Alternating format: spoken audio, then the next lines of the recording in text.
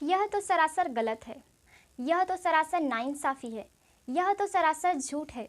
इस तरह के सेंटेंसेस अक्सर हम अपनी डेली लाइफ में यूज़ करते हैं, but when it comes to speak in English we get stuck, क्योंकि हम नहीं जानते कि इस तरह के सेंटेंसेस की इंग्लिश क्या होगी।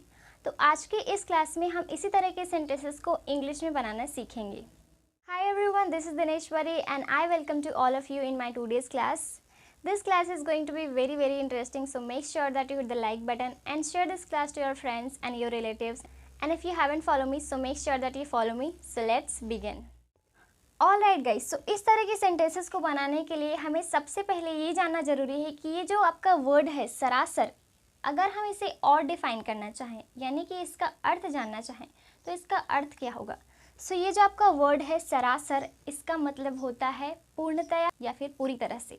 सो इस वर्ड के लिए ये जो आपका वर्ड है, ये जो आपका शब्द है सरासर, इसके लिए इंग्लिश में हम कौन सा वर्ड यूज़ करेंगे? सरासर यानी कि पूरी तरह से या फिर पूर्णतया। तो इसके लिए हम इंग्लिश में वर्ड यूज़ करते हैं टोटली का। ऑलराइट, सो ये जो आपका सेंटेंस सारा बनेगा, ये जो आपके सारे सेंटेंस बनेंगे, ये बनेंगे टोटली का यूज़ करते हुए। सो चलिए सबसे पहले स्ट्रक्चर को बनाते हैं, देन सेंटेंसेस को वन बाय वन डील करेंगे।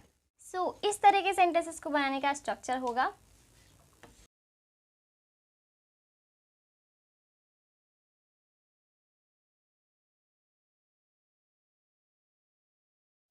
ऑलराइट गाइस, सो ये है आपका स्ट्रक्चर इस तरह के सेंटेंसेस को बनाने का। चलिए स्ट्रक्चर को पढ़ लेते हैं। आपका स्ट्रक्चर है subject plus helping verb plus आपका टोटली प्लस आपका ऑब्जेक्ट। सो चलिए देख लेते हैं।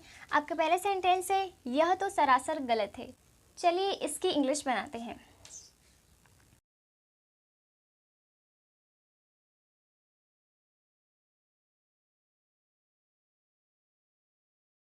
ऑलराइट गाइस, सो ये है आपका पहला सेंटेंस जिसमें हमने लिखा है यह तो सरासर गलत है। इसकी इंग्लिश होगी this is totally wrong. Alright, तो यहाँ पर जो आपका हेल्पिंग वर्ब है वो आप यूज़ करेंगे इज एम आर का। ऑलराइट, ये तो है प्रेजेंट की बात, लेकिन जब हम पास्ट की बात करेंगे जैसे कि यह तो सरासर गलत था, तो उस कंडीशन में आप वॉज या फिर वर का यूज़ करेंगे as a helping verb. Alright, so next sentence है यह तो सरासर बदतमीजी है।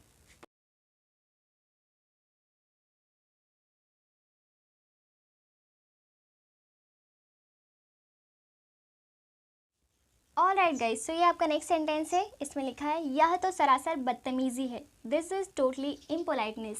बदतमीजी को हम इंग्लिश में बोलते हैं इम्पोलाइटनेस। सो बदतमीजी के लिए हमने यहाँ पर यूज़ किया है इम्पोलाइटनेस का। ऑलराइट, सो आई होप आपको समझ में आ गया होगा कि ये जो आपका वर्ड है सरासर, इसके लिए हमने क्या यूज़ किया है। इसके लिए हमने यूज़ किया है इस वर्ड का यानी कि टोटली का।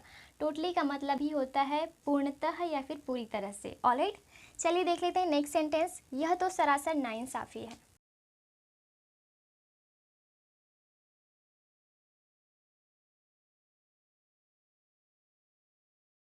ओके, सो यह तो सरासर नाइंसाफ़ी है। This is totally injustice. Injustice का मतलब होता है नाइंसाफ़ी। नेक्स्ट सेंटेंस है यह तो सरासर झूठ है।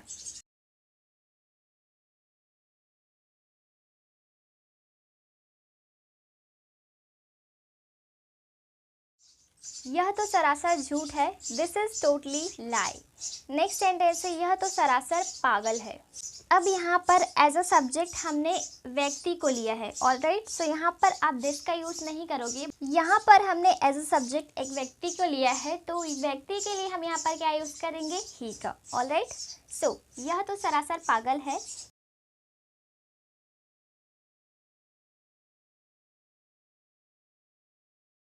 ऑलराइट, सो यह तो सरासर पागल है।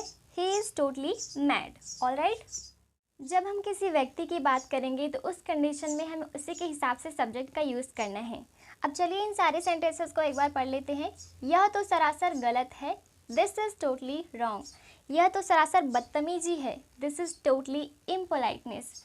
यह तो सरासर नाइंसाफ़ी है। This is totally injustice.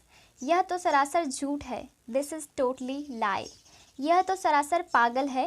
He is totally mad. Alright, अब हम बात करते हैं पास्ट की। जब हम इन सारे सेंटेंसेस को पास्ट में बनाएंगे तो इसका सेंटेंस क्या बनेगा। सो पहले सेंटेंस है यह तो सरासर गलत था, तो इस कंडीशन में आप बोलोगे this was totally wrong. Alright, यह तो सरासर बदतमीजी थी। This was totally impoliteness. यह तो सरासर नाइंसाफ़ी थी। This was totally injustice. यह तो सरासर झूठ था। This was totally lie. यह तो सरासर पागल था। He was totally mad. इस तरह से आपको वॉज या फिर वर का यूज़ करना है। इससे पहली वाली जो क्लास मैंने रिकॉर्ड करी थी वहाँ पर मैंने आपको बताया था कि इज़ एम आर का यूज़ हम किस किस सब्जेक्ट के साथ करते हैं, और यहाँ पर मैं आपको बता दूँ जो वॉज या वर है, इस हेल्पिंग वर्ब का यूज़ हम किस सब्जेक्ट के साथ करते हैं। ऑलराइट, सो आपका जो वॉज है इसका यूज़ हम करते हैं थर्ड पर्सन सिंगुलर के साथ, और उसी के साथ साथ आई के साथ भी आप वॉज का ही यूज़ करते हो, और प्लूरल सब्जेक्ट के साथ आप वर का यूज़ करते हो। उसी के साथ साथ आप यू के साथ भी वर का यूज़ करते हो। यू के साथ कभी भी आप वॉज का यूज़ मत करना, ये गलत होगा, क्योंकि यू के साथ हमेशा वर का यूज़ किया जाता है। ऑलराइट, सो वॉज का यूज़ आप थर्ड पर्सन सिंगुलर के साथ करोगे, जैसे कि ही, शी, इट और किसी के नेम के साथ, और आई के साथ आप वॉज का यूज़ करोगे। उसी के साथ साथ आपका जो सेकेंड हेल्पिंग वर्ब है उसका यूज़ आप प्लूरल सब्जेक्ट के साथ करोगे और यू के साथ करोगे। Alright, now you can take a screenshot. Alright guys, so आपने देखा कि कितनी आसानी से हमने इस तरह के सेंटेंसेस को क्रिएट किया। इस तरह के सेंटेंसेस को क्रिएट करना बहुत ही ज़्यादा आसान है। हम इजीली इस तरह के सेंटेंसेस को क्रिएट कर सकते हैं और उन्हें अपने स्पोकन इंग्लिश में यूज़ भी कर सकते हैं। अब एक सेंटेंस आपके लिए है। इस सेंटेंस की इंग्लिश आप मुझे कॉमेंट सेक्शन में ज़रूर बताना। आपका सेंटेंस है, यह तो सरासर धोखा है। इस सेंटेंस की English let me know in the comments, and I hope कि ये क्लास आपके लिए हेल्पफुल रही होगी।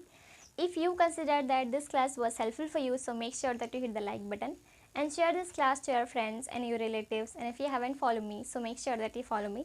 And thank you so much for watching this class till the end. I will meet you in the next class. Till then, bye bye, take care, keep learning, keep watching.